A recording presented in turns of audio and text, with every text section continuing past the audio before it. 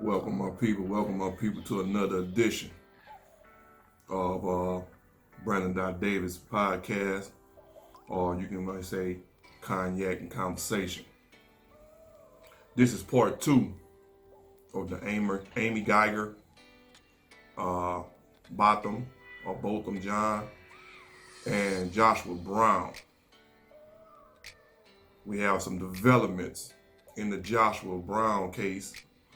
As you know, if you've been following the story, Joshua Brown was murdered in an apartment found on the ground by the Dallas Police Department outside of an apartment complex. Shot multiple times and was pronounced dead on the scene.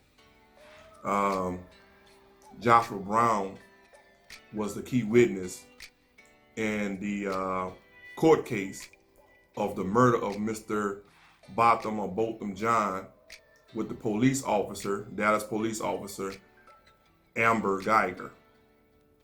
A lot of people were speculating like this was a hit. It was something other than, it's just too coincidental that this guy testifies on behalf of a murder victim, and then 4 or 5 days later, he's dead. But we're gonna see. I'm gonna read you guys this article that they came across that the Dallas Police Department put out about Mr. Joshua Brown. 2 people have been arrested in connection to the murder of Joshua Brown, a key witness in the murder trial of former Dallas police officer Amber Guyger, and a third suspect has been identified. Michael Mitchell, 32, who officials say was a suspected getaway driver in Friday night slaying, was arrested at a motel in Marksville, Louisiana, Tuesday evening. A Valls Parish Sheriff's Office Chief Deputy Stephen Martell said Jacarius Mitchell, 20, had previously been arrested and was in custody at a hospital. Dallas Police Assistant Chief Avery Moore said at a news conference Tuesday. Thaddeus Green, 22, remains at large, police said. Officials said the 3 men traveled from Alexandria, Louisiana, to purchase drugs from Brown, 28, in a parking lot of a Dallas apartment complex. Jacarius Mitchell told police that Brown shot him in the chest after Green and Brown got into an altercation during the drug deal, and that Green then shot Brown twice, Moore said.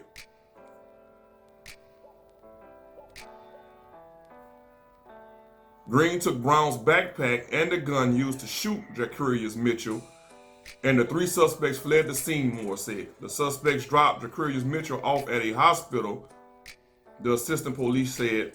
Police confiscated 12 pounds of marijuana, 149 grams of THC cartridges, and $4,157 in cash during a search of Brown's home, Moore said.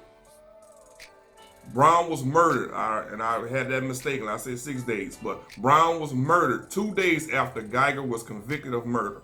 That is the police officer. Moore said at Tuesday's news conference that Brown's killing was not related to his testimony in Guyger's case. As you know, there's been speculation and rumors that have been shared by community leaders claiming that Mr. Brown's death was related to Amber Guyger's trial, and somehow the Dallas Police Department was responsible, Moore said. I assure you that this is simply not true, and I encourage those leaders to be mindful of their actions moving forward because their words have jeopardized the integrity of the city, of the Dallas Police Department, as well as citizens of the Dallas community. So what do you have there? I'm going to give you my opinion. You have 12 pounds of marijuana, 149 grams of THC cartridges, and $4,157 in cash still in the apartment.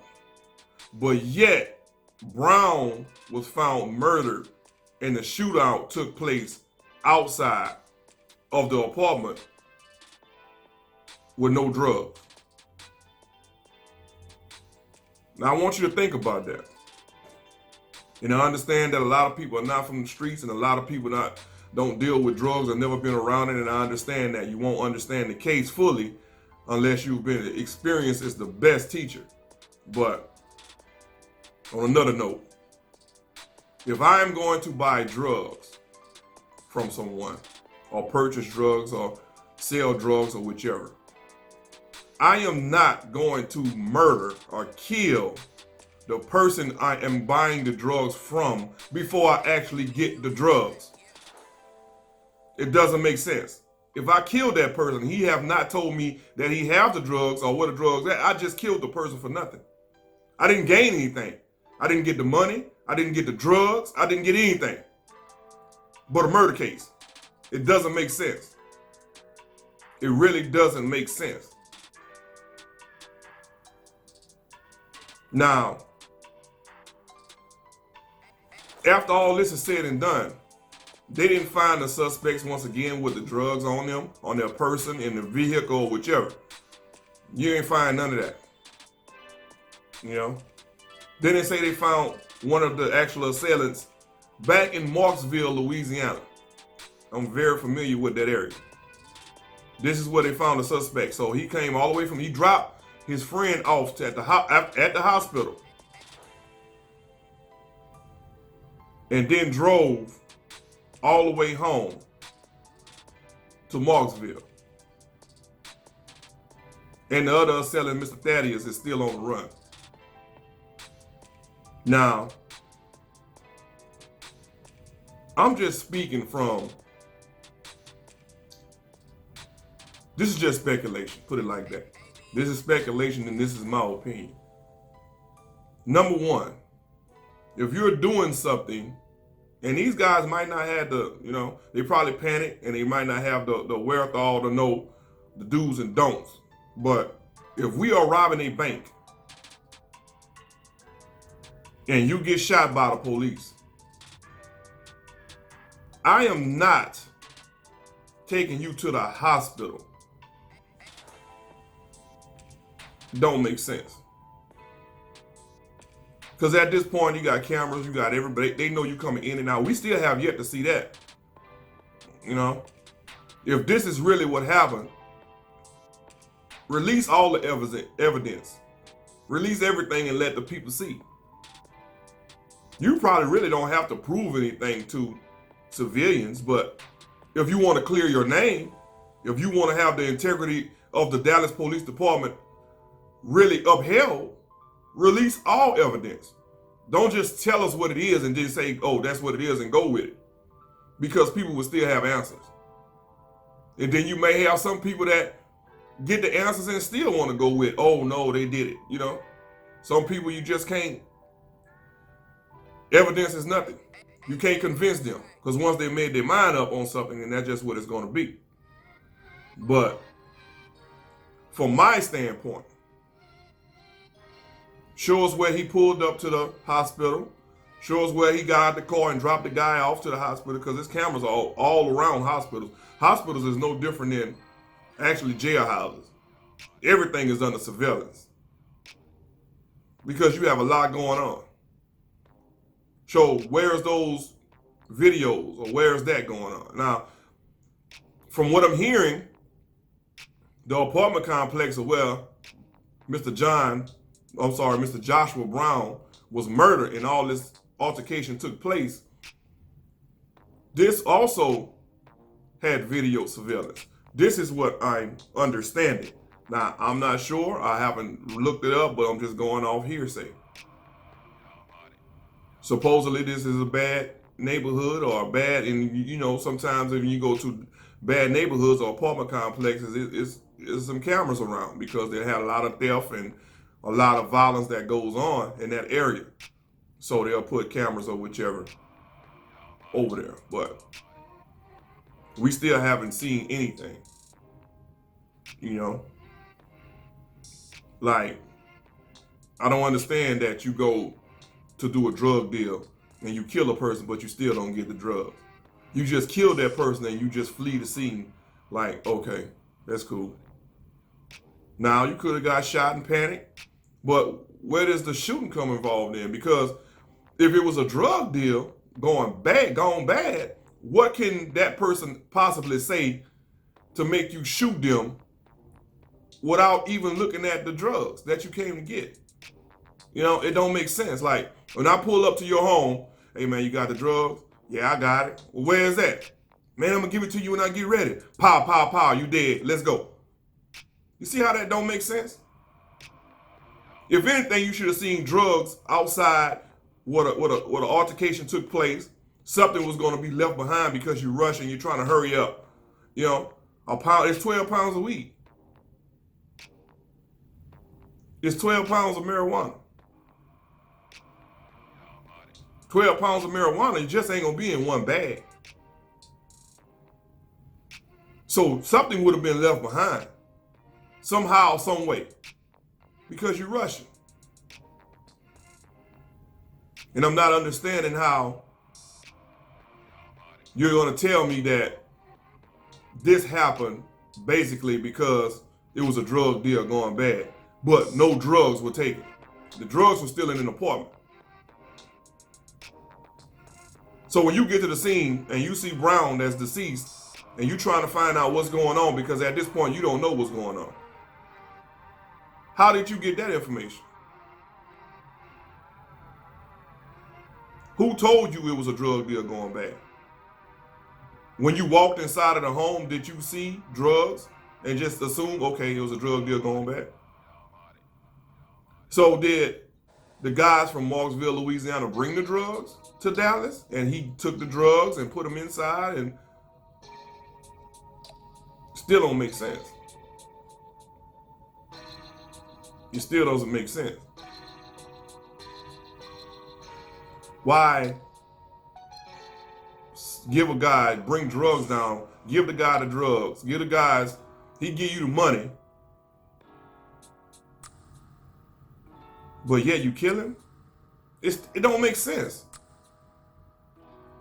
You got what you want, he got what he want, what you killing him for?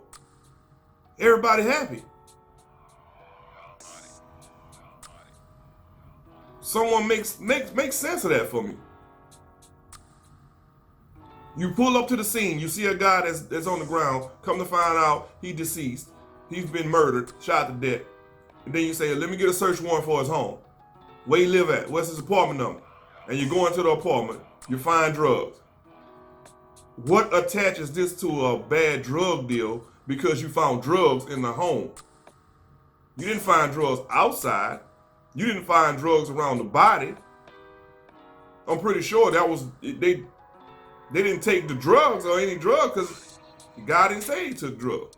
He already in a heap of trouble. So why would he, yeah, I was there for the murder, which you're still gonna be charged for it, an accessory, but yet say, oh, no, the drugs, I didn't do. They're not even worried about the drugs. So why would you even lie about that? Because they're still gonna attach the murder to you. That's what I'm trying to get folks to understand. It's just not making sense. I'm not saying the Dallas Police Department did it. I'm just saying it's not making sense to me. I don't know who did it. They could have put somebody up to do it. I don't know. And as you all know, Amber got 10 years.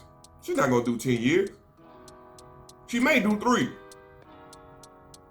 She got credit for time served for 1, so that's 9 years. Good behavior. I'm pretty sure they can tack on a ton of programs that she made, quote unquote, a 10. And good time. About being incarcerated, that's going to knock off some time. She may do 3. And then you got the time that she's going to have on paper. So technically, she may only do 3 years of actual time in jail for murder. I know guys did armed robberies and got life and nobody got killed. But that's here nor there. And I never, getting off subject a little bit, I never trusted that judge, man. And this is just my opinion. The first day that they aired that courtroom, and I seen that judge look over at Miss Guyger, and she had that sad, poor baby look on her face. She showed sympathy for her right off the bat. Right off the bat. So if a jury sees that, right there alone, you have swayed the jury to go other than what they might have been, had their perception on, or what they feel, what they hear in the evidence or the prosecution presenting the case. Because they see the judge emotionally attached. And if that judge seems like, I feel sorry, I don't believe in this, then it's going to rub off on the jury, because the jury sees the judge as God. Sees the judge. So if the judge see it, then automatically you going with it. Oh, well, maybe that ain't true, because look at the judge. The judge is almost crying. You see what I'm saying? I don't trust that, man. I never did trust that. How many other people that she hugged that got incarcerated for murder? How many times she done came off the desk, off the courts? She was come down and gave a person the Bible and hugged them and told them what scriptures to read, so forth and so on. Now I'm gonna tell you another thing to look at, and this might be for a reach, but I always leave everything on the table. I already say it's always more than meets the eye. See, you can't think small when you thinking these things. You have to think outside of the box. Was this Bible open? Or was this a sealed Bible, as in new? Because if I had to get some information to you, and I know I couldn't tell you that information as a judge, where someone can hear or possibly see that interaction and kind of put two and two together, I will give you a Bible, and I will tell you a scripture to go to and read. But that scripture may be filled with some information that I needed to get to you about the case or what. See what I'm saying? Think about it. Think about it. I can't tell you like I want to tell you because I'm mic'd up and people are looking or whichever. But I got all the information you need is in this Bible. I'm going to give you this Bible, but to make it look like a good cause, I'm such a great Christian. Until you go to Ezekiel or Timothy, chapter such and such, whatever it may be, and right there is all the information you may need. I done highlighted each word to make a sentence. You gotta think like that, man. You gotta think outside of the box. You also gotta look at the subliminal message that they're sending across to all. I don't want to sound like this, but you gotta look at the message they're sending across. Forgiveness. Forgiveness. Is forgiveness good? Yeah, of course it is. But when you have forgiveness, that means the fight is over. You have given up, you have given the fight elsewhere to whatever you may believe in, or you've come at peace with yourself. So now that drive and that fire has been quenched with water or any other thing that to put it out. So the subliminal message is, no matter what we do to you or how bad we treat you, you must remember that religion that we gave to you said you should forgive. And as long as I can keep you forgiving, I can stop you from fighting or rebelling. Because that religion will keep you grounded.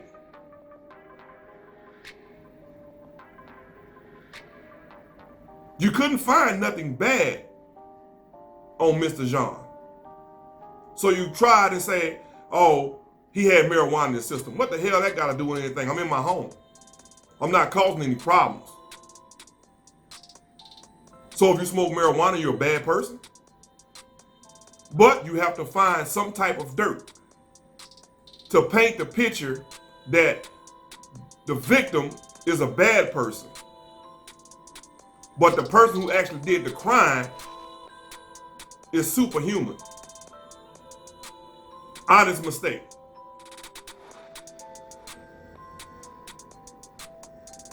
They searched and searched and searched on Mr. Joshua Brown till they found something. They're not searching to exonerate the false narratives that's being painted. They are searching to find something. Saying that, other words, your life is not worth anything because you were a drug dealer. Your life is not worth anything because you are A, B, C, and D. See, when they couldn't find nothing on Mr. Brown, I'm sorry, Mr. John, when they couldn't find nothing on Mr. John, then everything turned to forgiveness. We need more. This is excellent. Any page or any blog or any Facebook that you went on and it was a case on this, what did you see? Forgiveness is great. You couldn't talk about anything else, so they attached themselves to the forgiveness part and said that, oh, we need to live in harmony because there's nothing else to talk about. But if Mr. John was part of a divorce for infidelity or anything that they can use to stand up on to prove to you that this person that you say is so great is not so great, they would have stood on it. It wouldn't be talking about forgiveness. They'd be talking about the tarnishment of what they found and dug up.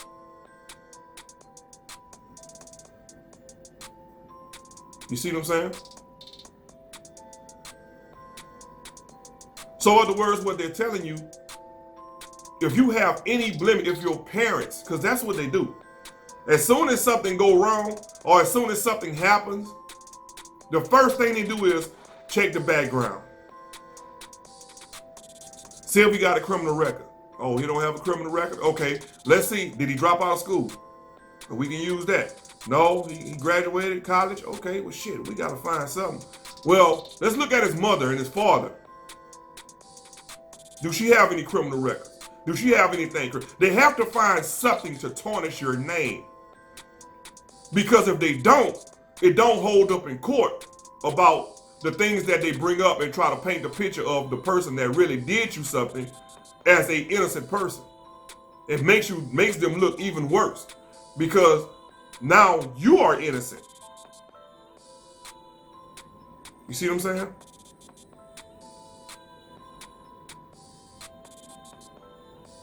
And Dallas police is more worried about the integrity of the force than the actual job to be done, finding out what exactly happened.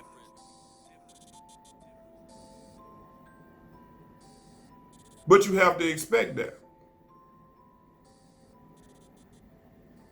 Because they're not going to go. They take an oath. It's like joining any brotherhood. The Freemasons, Eastern Star, Skull and Bones, whatever it may be. You take an oath. And this is your brother. This is your sister. No matter what, you stand behind them. Black or white. But it's okay when black do it, and I'm not trying to sound racist, but I'm just giving facts. You can support your fellow officer of another race, and that's fine. But when your black ass do something, even though you're a cop, you're still black. And a lot of cops has found that out the hard way. At the end of the day, you still are what you are and who you are, regardless. But that's only for you. It only applies to you. Look at the comments the police officer, Miss Amber Guyger, made on the text message they had.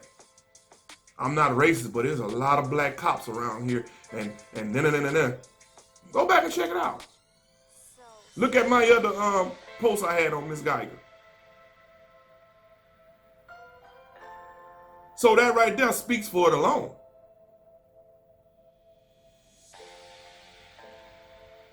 And until we come together as a people and realize that a lot of the times we are our own problem, we are our own enemy. Once we understand that, then we will further understand on how to live in harmony and how to actually live without violence, without killing each other. But it won't happen overnight, because we have been programmed and we have been put into this situation. Ghettos were created. Crack was created. HIV/AIDS was created. Cancer. Now what it is now is being flushed out in our system 50 times more than what it was before. Look at the statistics. You can just go back 5 years and look at the rate and how much it has risen.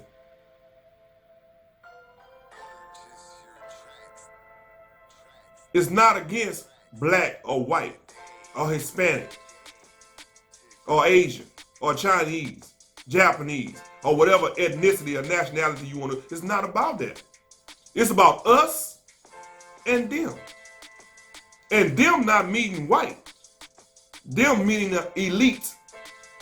The ones that control the narrative of life. But it's called divide and conquer. Keep you against each other and fighting each other. That keeps the attention off what we're doing.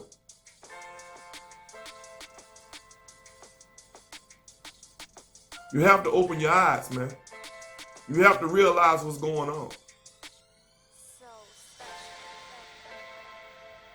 We need more pastors to step up. We need more fathers to step up. We need more mentors. We need more mothers to allow fathers to be fathers if their father want to be in that child's life. We need a lot more of that. Stop letting the TV raise your kids. Stop letting the tablet raise your child because you don't want to be bothered. So you throw them a tablet. You throw them an iPad and they watch that all day long. No interaction with the parents. You go out to eat. Everybody got their cell phone. No interaction, no communication. Set an example. Set a positive example. Plant the seed so where the seed grows, it grows strong. Because it's easier to correct that growing seed at the base than to let it grow up and then you try to correct it once it has grown a bark and it become hard. It already has his pet already predestined. It knows where it's going. It knows what it's trying to do. So it's going to be hard to straighten it up and make it go another way. So catch it early. 0 to 5 years old is the most important time of your child's life. But on another note, we're going to find out what goes on with Mr. Joshua Brown, I'm sorry. They should have some more developments. They should have some other things that come out. I don't think this is just it. The guy at the hospital, he's going to have his story. Mr. Thaddeus, when they catch up with him, he's going to have his story. And the other guy, I think they were brothers from Marksville that they got incarcerated. He's going to have his story. And hopefully the story gets out to us. But I want you to think about something before I go. If you go online, and I'll put the link down in the description, and you look at that judge when she spoke and she said, I didn't know he was going to even show up, with the disgust on her face. There's only two reasons why you would say that. You will say that because that person has been threatened and told if they show up what will happen. Or you know what would happen if that person showed up. So either way, you have some knowledge of why. You just don't make that type of statement with the disgust on your face. I didn't know he was going to even show up. I didn't think he was going to show up. Why wouldn't he show up? Let us know that. Let's ask the judge that. We're not asking this judge no questions. Why do you feel that this guy wouldn't show up? He's not in any trouble. He's stepping up for a fellow brother. He's giving his testimony.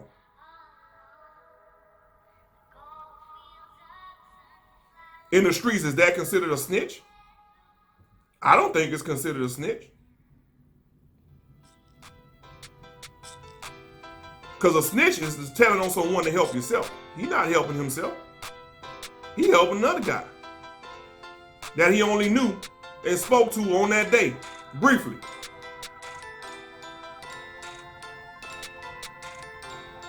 You see what I'm saying?